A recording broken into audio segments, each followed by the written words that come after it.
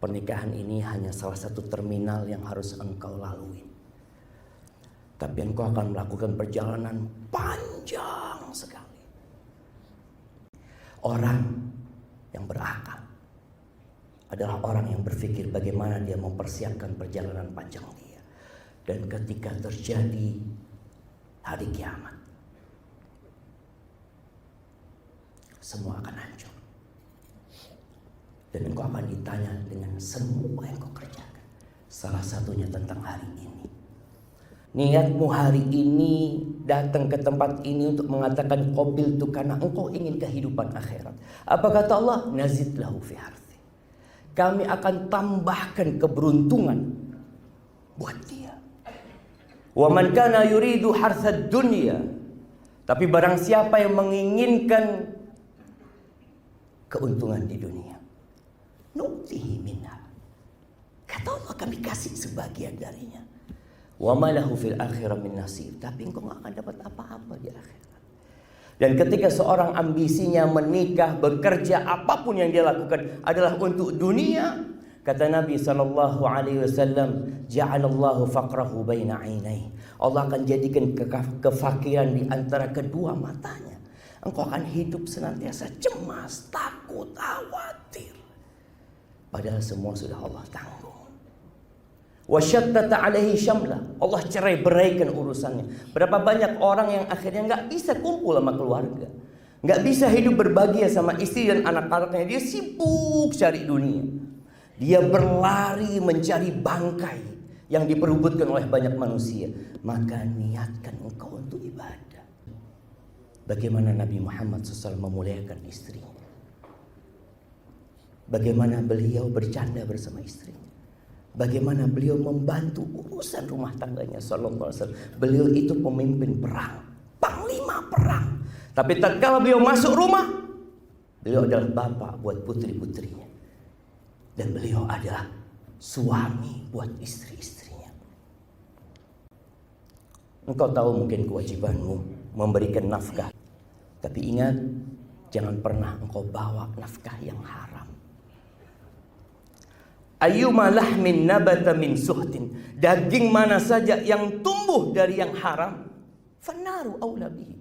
Engkau doa minta masuk surga sama Allah. Engkau selalu berkata, Rabbana atina fid dunya hasanah wa fil akhirati hasanah wa qina adzaban nar. Nabi mengatakan, fa anna yustajabalah. Gimana mau dikabulkan doanya? Kita sering berdoa minta sama Allah, tapi kita makan haram. Dan engkau berada di masa yang kata Nabi SAW, ya'ti 'alan nasi zamanun la yubalil mar'u min aina iktasabahu amin halalin am min haram. Ada seorang yang mengatakan mungkin kelak pada hari kiamat, Qais ibn Amr al-Mullai, innal mar'ata la tukhasimu zawjaha indallah yaumil qiyamah. Boleh jadi nanti ada seorang wanita yang menggugat suaminya di hadapan Allah Azza wa Jalla. Apa kata perempuan ini? Ya Rabbi, wahai Rabbku, hadha zawji. Ini suamiku ya Allah. Ma'allamani wa la addabani. Wallah dia enggak pernah ngajarin aku. Enggak pernah mengenalkan engkau sama aku. Enggak pernah mendidik aku tentang bagaimana aku masuk surgamu ya Allah. Enggak pernah dia ngajarin itu. Innama ya'tini bi khubzis suq. Dia cuma datang bawa makanan ke rumah.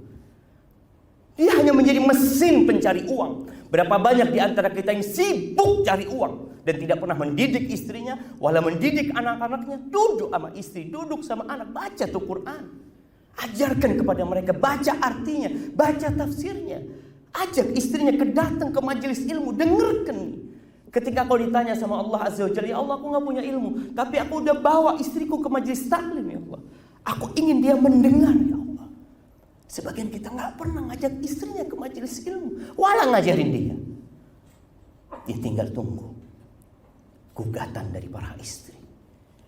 Ana yakin ayahmu menikahkanmu bukan karena sudah bosan membesarkan seorang wanita, bukan karena sudah tidak cinta lagi atau capek mendidik anaknya, tapi karena perintah Allah Azza wa Jalla.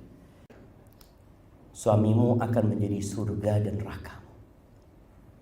Rasulullah SAW pernah mengatakan, uritun nar. ditampakkan kepada aku neraka. Fa idza aktsaru ahlihan nisa, kata Nabi. Ternyata kebanyakan penghuni neraka itu wanita.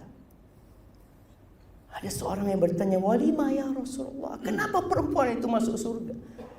Padahal wanita itu punya amalan yang kalau dia amalkan semua pintu surga diperkenankan bagi dia memasukinya. Kalau perempuan itu sholat yang 5 waktu, puasa Ramadan, taat sama suaminya, menjaga kehormatan dirinya, dikatakan kepada dia, "Udkhulil jannah." Engkau silahkan masuk surga. Dari pintu mana saja yang kau mau. Tapi kenapa banyak perempuan masuk neraka? Ternyata kata Nabi SAW, yakfurna. Mereka kufur. Para sahabat bertanya, ayakfurna billah? Mereka kafir sama Allah? Bukan. Yakfurnal ashir wa yakfurnal ihsan. Para wanita, engkau hidup bersama suamimu, lihat bagaimana sikapmu sama suamimu. Dan dari lihat bagaimana sikapmu sama suamimu. Kata Nabi, mereka kufur sama suaminya, kufur sama kebaikan-kebaikan suaminya. Lau ahsanta ila ihdahunna dahr. Kalau engkau berbuat baik setahun sama istrimu, kemudian dia melihat dirimu melakukan kesalahan, perempuan ini punya tabiat mengatakan, ma ra'aitu minka khairan qat. Aku enggak pernah ngelihat engkau berbuat baik sedikit pun sama aku. Engkau enggak pernah nyenangkan hatiku, engkau tidak pernah menggembirakan hatiku. Suamimu berkorban. Dia punya orang tua. Dia harus berbakti sama orang tuanya. Engkau bantu dia berbakti sama kedua orang tuanya. Maka ana doakan kepada semuanya, dan khususnya kepada mempelai, barakallahu lak wa barak alaik wa jama'a bainakum fi khair. Dan sebagai penutup, ana rasa semua pakai sepatu, semua pakai sandal. Nabi SAW pernah mengatakan, al-jannatu aqrabu ila syiraki ahadikum. Surga itu dekat, lebih dekat daripada sepatu kita, jemaah. Lebih dekat surga itu, jemaah. Tapi beliau mengatakan, wan nar mithlu dzalik. Neraka juga sama seperti